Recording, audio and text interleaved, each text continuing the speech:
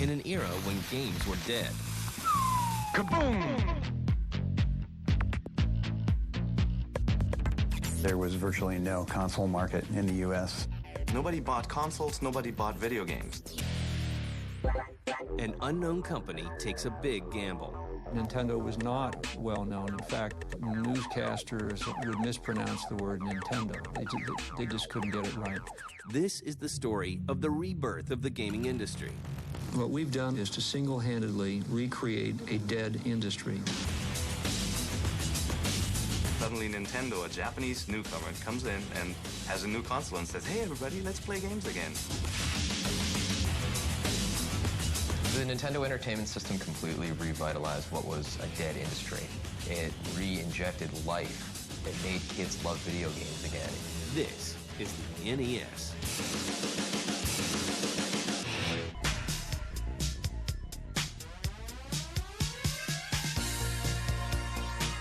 While disco breathes its last breath, and Jimmy Carter loses the presidential elections to a Hollywood actor named Reagan, America is ending its love affair with gaming. In the early 1980s, the home video game business in the United States collapsed. There was virtually no console market in the U.S. It was all after the the crash of Atari. So gamers took a step back and, opened their doors and went outside and saw the sun and did some other things for a while. Nobody bought consoles, nobody bought video games. A smart boo-boo. I think a lot of it was just because they got bored with the games. The games weren't of high enough quality to really have people want to continue to play them. It was usually referred to as the Atari debacle. There was a tremendous buildup of inventory of Atari home video game systems and a complete collapse, which cost a lot of people jobs. But in Japan, gaming is alive and well, thanks in part to a company called Nintendo. Nintendo's 150 years old. Started out making these playing cards. Nintendo did a lot of things in the meantime. They had love hotels. Without going into too much detail, love hotels are the hotels that do really well because rooms can get booked 4 or 5 times in a night. They got out of that, but they did a whole lot of other stuff too. We were also in the consumer business selling the small Nintendo Game & Watch. So actually, we were in the handheld business before the home video game business. Then they tried to break into the arcade business. Their first attempts weren't very successful. They had Sheriff, which was an okay game. They had a game called Radar Scope. Did quite well in Japan, but not in America. Nintendo's biggest success in Japan is the Famicom, a unique game console developed by Masayuki Uemura. It was based on Family Computer, is what they originally launched it over there, and they just shortened it up to Famicom. The Famicom was introduced in 1983. The launch was very, very successful. The collapse of the home video game business was really a U.S. market thing. It was not something that had occurred in Japan. It was a little tiny 8-bit box, red and white. Actually really funny looking. It was really small. It's only about this big. But the games on it were a lot of fun to play. The system was well received because of the increased graphics capability of the product, as well as some really great games. So it took off, and it was not only successful, it was extraordinarily successful. Nintendo makes a daring decision to bring the Famicom to America, and its timing couldn't be worse.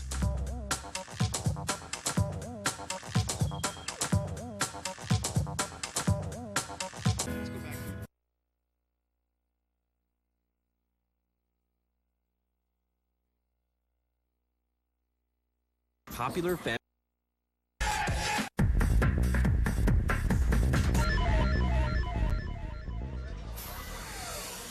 Nintendo is about to bring their popular Famicom video game console to U.S. shores, and the odds are stacked against them. The game industry was in turmoil, and into that terrible market, suddenly Nintendo, a Japanese newcomer, comes in and has a new console and says, "Hey everybody, let's play games again." But first, the Famicom needs to become more American-friendly. It just didn't fall into American taste. It looked very Fisher-Price, and we also didn't want to launch just a game platform because everybody at retail was saying another game platform. We did that. We just got done with that. Why would we want to do that again? So we had to come up with something a little bit more Americanized and something with more of a hook to it. Our designers here at Nintendo of America thought that it ought to have a little bit more high-tech look. Nintendo of America turns the Famicom into a new unit dubbed the Advanced Video System. It had a music keyboard and a keyboard and, you know, the console itself, and it was real flat and sleek and gray and black. The Advanced Video System was really skinny. I mean, it was only about this tall, and it was a top-loading cartridge design. So we went and showed that at the Consumer Electronics Show. And the reaction that we got from the retailers was very negative. Nobody wanted to touch it. No one was interested in it because it was a home video game system. And then we came back from that show, and our president, Mr. Arakawa, called myself and my designer and said, you know, this is the shape of what they want to produce the NES in here. Can you make it look good? And you've got an hour to do it. And so we went back to the drafting board, and we were all pissed off, and because we'd spent all this time on this other design, but we came up with that gray and you know, the stripe across the top in about an hour, and came back in and presented it to him, and poof, the next thing we knew, that was what it was. You know, well, we lost the keyboards, both of them.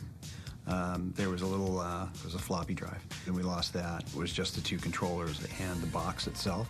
The front-loading cartridge slot isn't the only feature that sets this system apart from others. There's this weird rectangular control pad, you know, with a little cross-shaped D-pad. I'm like, what? I don't understand what this was because I'm used to having joysticks in my games and with two little red buttons. And I thought, you know, it's weird, but it's comfortable. It works. The Japanese company then approaches Atari for a partnership. The deal that we proposed to Atari was that we would sell the product on an OEM basis to Atari and give Atari the opportunity to distribute it not only in the United States but throughout the world. We knew that Atari was synonymous with video games and that Nintendo was not even known by the average consumer. But Atari turns down the offer, and Nintendo decides to go it alone. Well, in the early 80s, Mr. Yamauchi was president of Nintendo Company Limited, the worldwide leader of Nintendo. He gave Nintendo of America the opportunity to see if we could launch the home video game system. We thought that we would test market the product in a small market area. And we explained that to him at a meeting sometime in early 1985. And he threw up his hands and said, no, the test market will be New York City. If you can succeed in New York City, you'll succeed anywhere, and if you fail, then you fail, and that's it. The outlook for the Nintendo Entertainment System, or NES, is bleak. We decided that we would have a focus group, and we would show the NES, and the reaction of these kids was absolutely negative. It was astounding. The results of the test, the experts said the best thing you can do is not to introduce this product. It's not going to be well received. It's not going to be accepted. But Nintendo is undeterred. After making a few additions to the NES to set it apart from traditional gaming consoles, the Japanese company prepares to roll the dice. So in early 1985, the engineers at Nintendo Company Limited came up with Rob the Robot, which was made part of the Nintendo Entertainment System. So when we went to the retailers, we were saying, no, this isn't a home video game like Atari. This has Rob the Robot. And then we positioned it as an entertainment system.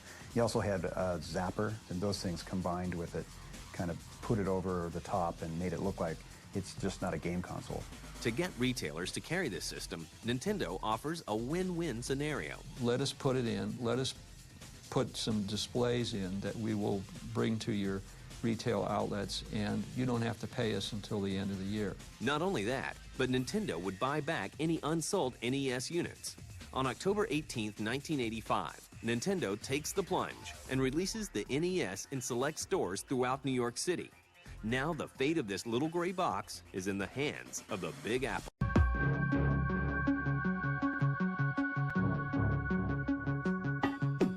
Nintendo takes what many see to be a suicide dive into the video game console market with the Nintendo Entertainment System in 1985. They shipped 50,000 units to select stores throughout New York City. So it was an uphill fight to enter the market with the NES in 1985. Nintendo was not well known. In fact, in my case, I remember listening to newscasters or to meeting people who would mispronounce the word Nintendo. They just couldn't get it right. But the system's unique appearance and strong lineup of games catches the public eye. When I first saw the NES, I thought, like, wow, that's so futuristic looking. And it comes with a robot. And it's got this lid that opens. It's like from the future. It's amazing. Coming off being a fan of Atari 800 or ColecoVision and television, the Atari 2600, the NES was pretty spectacular as far as what it could do. And a home version of Super Mario Bros. By Shigeru Miyamoto, the creator of Donkey Kong, makes the NES a must-buy for gamers. Miyamoto is one of those rare people who brought something new to gaming. They're these shining figures, these shining stars of gaming who introduce a new gameplay concept. So I'm looking for the $2 to $5 ColecoVision games, and all of a sudden I see Super Mario Brothers, which I had just become addicted to in the arcade. And it was like, Super Mario Brothers, wow. So I go around the corner to the other aisle, and there's the NES, and it's $80 with Super Mario Brothers. It's like, tick, okay, sold. Yeah, Super Mario Brothers was, it remains one of the best games ever made. It shows just how far ahead Nintendo was from everybody else. For Mario, Mario was, of course, the first game to become a really huge hit all around the world and generate lots and lots of fans. And so that, of course, Mario will always be close to me. We didn't sell all 50,000, but it was enough of a success that Toys R Us and other retailers said, why don't you expand to a few other markets in 1986? But in early 1986, we made the decision that based upon the success of the NES in New York City, that we would expand and go nationwide. By the end of 1986, the thing just took off. Amazing.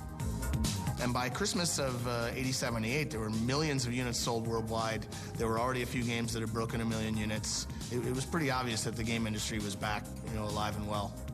The NES succeeded because they had kick-ass games. There was Metroid. Obviously later there was The Legend of Zelda. By 1987, 5.4 million NES units are sold. Nintendo's lineup is also boosted by a number of third-party games. We went out to a number of software companies, both in the United States and in Japan, and we were successful in bringing 4 or 5 on board. Data East, Capcom, Bandai. To make sure the mistakes made by the game industry in the past aren't repeated, Nintendo devises a special system for developers who wish to make games for the NES.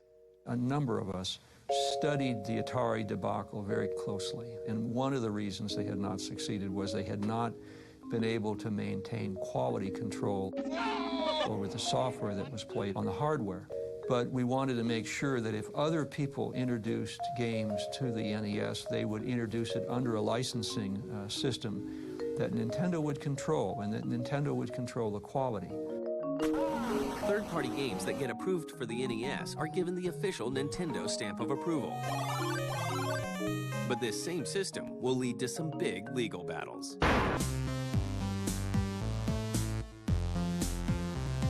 When 1988 rolls around, Nintendo's NES has an established base of 9.4 million units throughout the United States. The gray and black Japanese console is king of the hill. But that doesn't mean there isn't any competition. The first legitimate competition was Sega. The console wars started between Sega and Nintendo with the Sega Master System and the Nintendo Entertainment System.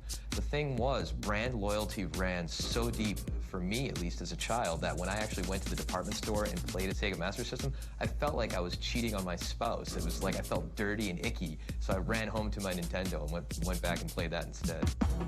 The Sega Master System would go on to sell only 2 million units in its lifetime and capture just 11% of the gaming market. The biggest problems for Nintendo come from legal battles rather than competition. One of the most notable conflicts Nintendo faces is with Tengen. Well, you had to license your games from Nintendo, you had to pay Nintendo a fee to manufacture it, you had to let Nintendo manufacture the cartridges for it. Where Tengen, which was an offshoot of Atari, was making unlicensed games for the NES. They concluded that they could go around the licensing system that we had in place and manufacture their own games for play on the Nintendo Entertainment System without the necessity of a license. And we got into litigation with them, but we were successful. Those lawsuits were all decided in Nintendo's favor, and I think that was really the first and last time that any company really made an attempt to get around the copyrights and patents that surrounded the Nintendo Entertainment System or the licensing system that was in place. Some game companies complain that Nintendo's control over third-party developers is too strict. But by 1990, Nintendo controls 80% of the gaming market. And if publishers wanted in, they had to play by Nintendo's rules. Yeah, well, Nintendo had pretty, I would maybe call them aggressive business practices, and they would really restrict publishers to only bringing out like a couple games a year. Getting games approved for play on the Nintendo system was somewhat an arduous task at times. Nintendo in the early days would allocate specific products that you were going to do. They would allocate specific times that you could release them.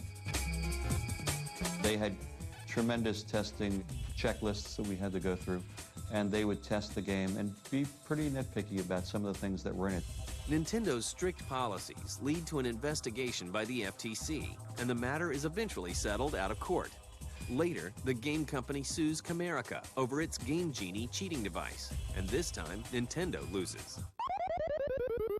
The Game Genie was like your way of being the hacker. I can get in there and I can give myself infinite lives and I can warp all the way to the end. Nintendo didn't like it, obviously, because you could rent a game and beat it.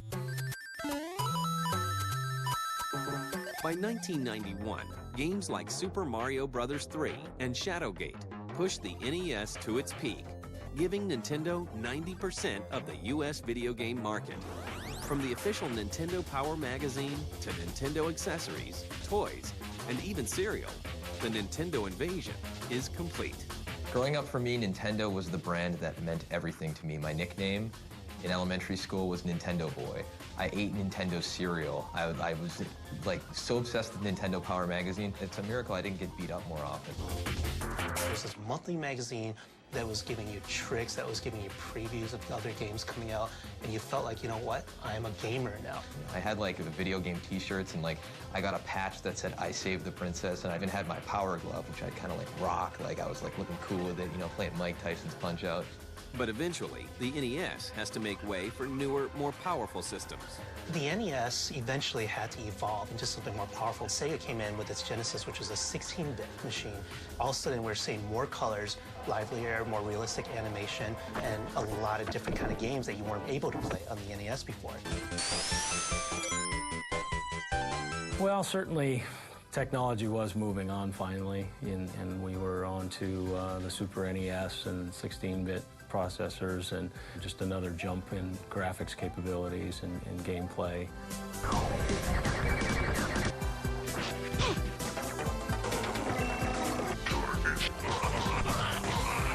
I think, that was inevitable.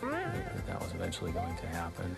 Kind of started the cycle, I guess you see today, of technology and new systems coming out every few years. As time goes by, game consoles steadily grow more and more powerful.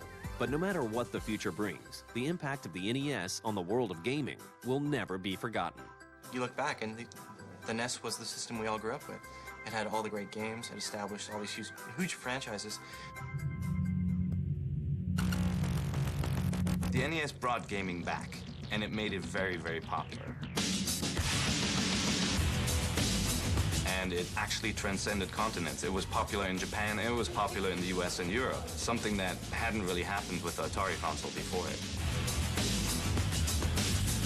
The NES basically shattered the whole idea that gaming was a fad that's never to come back.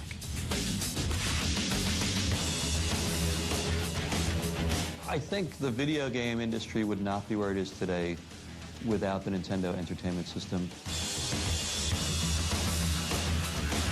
If you think about it today, the NES is like, for a lot of people, a whole generation of gamers, the NES is where it all started. There's no question in my mind that if we had not successfully launched the NES, that the home video game business would not exist as we know it.